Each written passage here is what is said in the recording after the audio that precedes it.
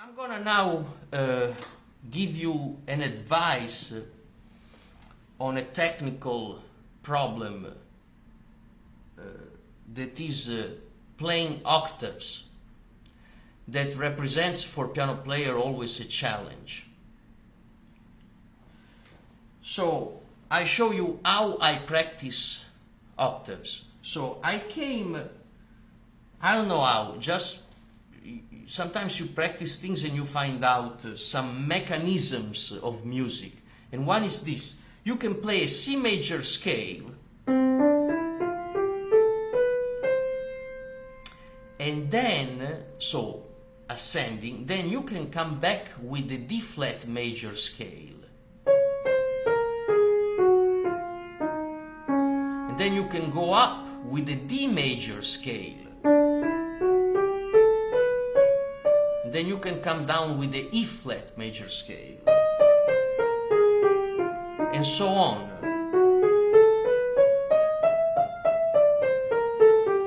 You see, and this rhythmically is perfect, because you see 1, 2, 3, 4, 1, 2, 3, 4, 1, 2.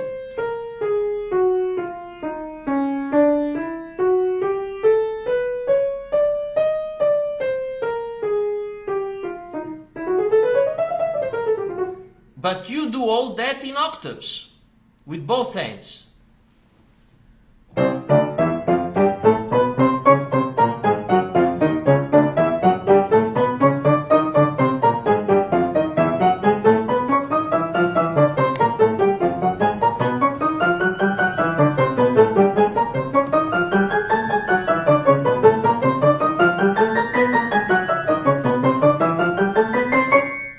And so on, and coming back the same.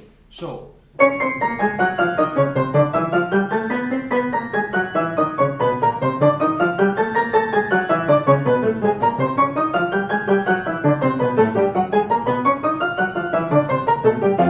you can start very slow and then increasing the metronome little by little. Try to keep your wrists a little flexible. Don't get tense. You know, you can practice these octaves playing very slowly and very softly.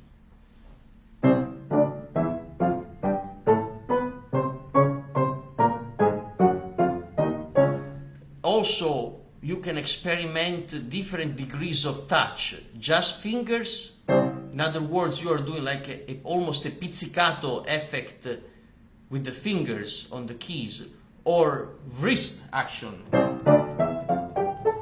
or arm action. So you can experiment all that. But you see, this way, I think it's much more fun to practice octaves rather than, doing any kind. I remember with the book of Hannon, il pianista virtuoso, there used to be an exercise in octaves only on white keys, So it would make you start by repeating the same note.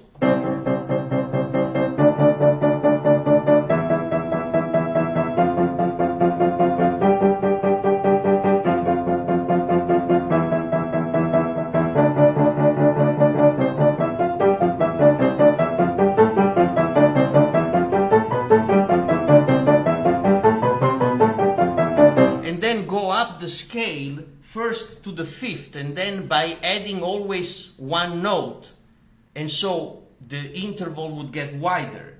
So from C to G, then from C to A, C to B, C to C, until you cover 2 octaves. And of course, that it might help to create some endurance, but I think it's a little boring. While this way of playing octaves, going up with one key and coming down with another key half a step away, not only is more challenging, more interesting, but also it teaches you how playing octaves, switching the movement back and forth, because when you have to play On the black key, you have to go in the keyboard. And when you have a white key, you have to come back. So that's also an important coordination movement in octave playing. All right, so I hope you appreciate these kind of suggestions. You know, I'm just trying to share with you things that were good for myself.